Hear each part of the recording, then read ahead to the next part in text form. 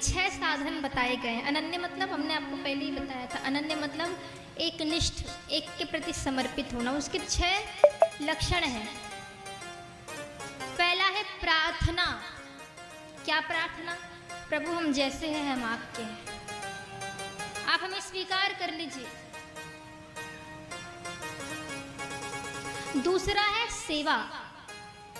ठाकुर जी की सेवा होनी चाहिए। कई लोग, अच्छा किन किन के घर लड्डू गोपाल है? हाथ उठाइए।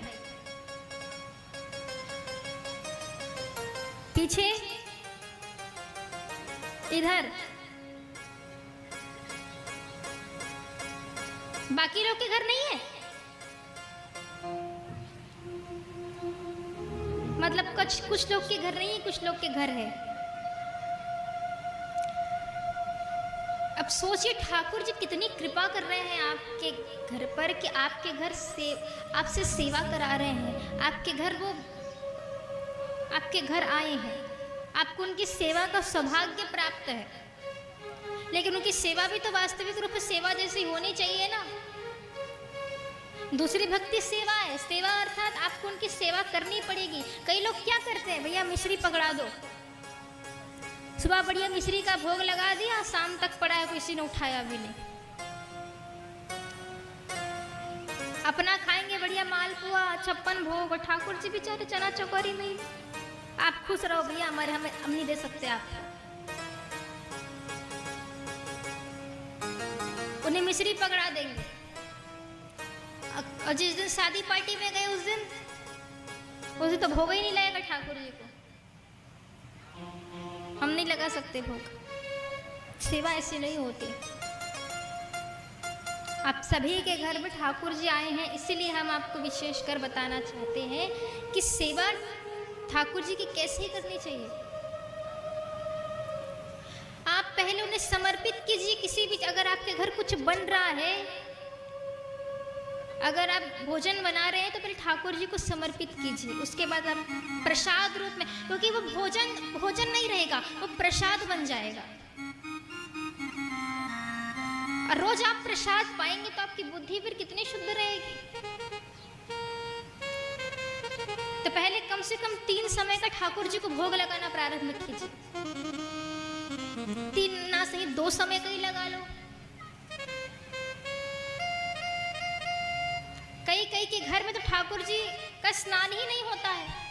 बैठे हैं 1-2 महीने तक, मंदिर में धूल लग गई है, सेवा ही नहीं करते। रोज ठाकुर जी का स्नान, ठाकुर जी का श्रृंगार, ठाकुर जी को भोग, आरती, वंदन ये करिए।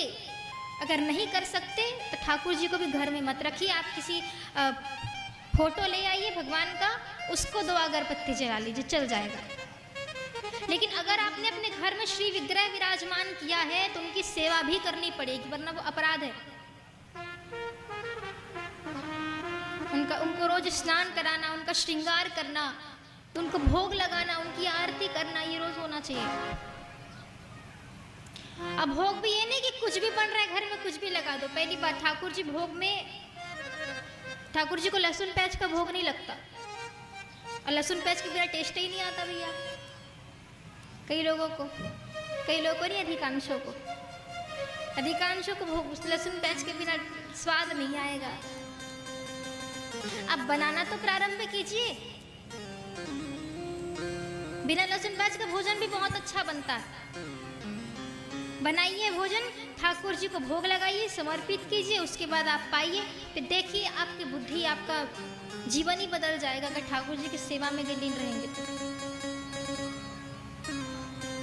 अरे बात हम ऐसे नहीं केवल प्रवचन के लिए कह रहे हैं, ऐसी बात नहीं है, हम वास्तविक जीवन की बात कर रहे हैं। अगर आप ठाकुर जी को घर में विराजमान कर उनकी सेवा नहीं कर पा रहे तो अपराध कर रहे हैं, या तो मत कीजिए।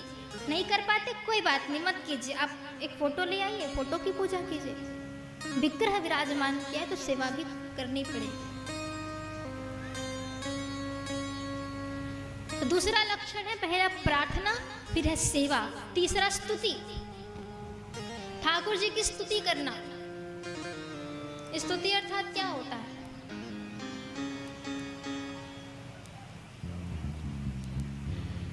नहीं आता कुछ, ये नहीं ज़रूरी नहीं कि आपको संस्कृत में ही कुछ करना है, आपको जैसा आपके हृदय में भाव है ठाकुर जी के लिए वो भाव प्रकट कर देना।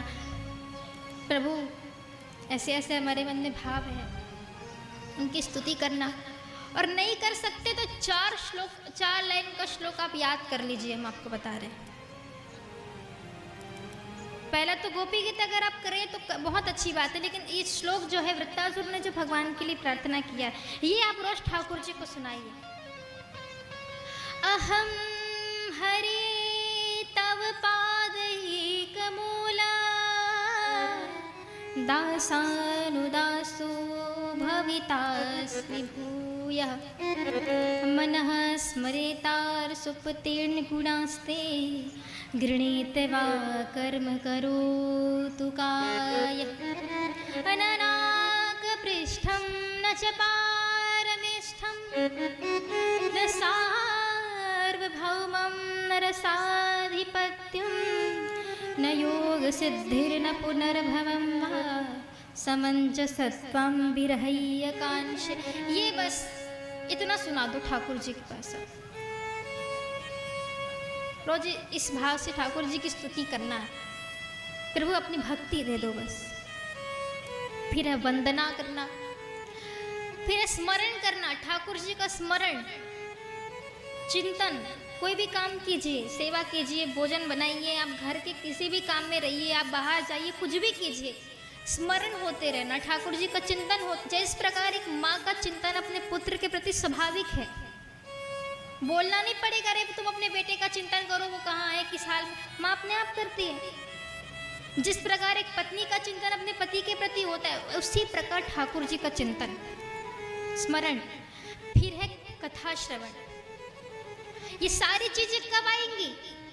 जब आप कथा श्रवण करेंगे। अभी कथा नहीं सुनते तो आपको पता कैसे चलता क्या क्या करनी, कैसे करना।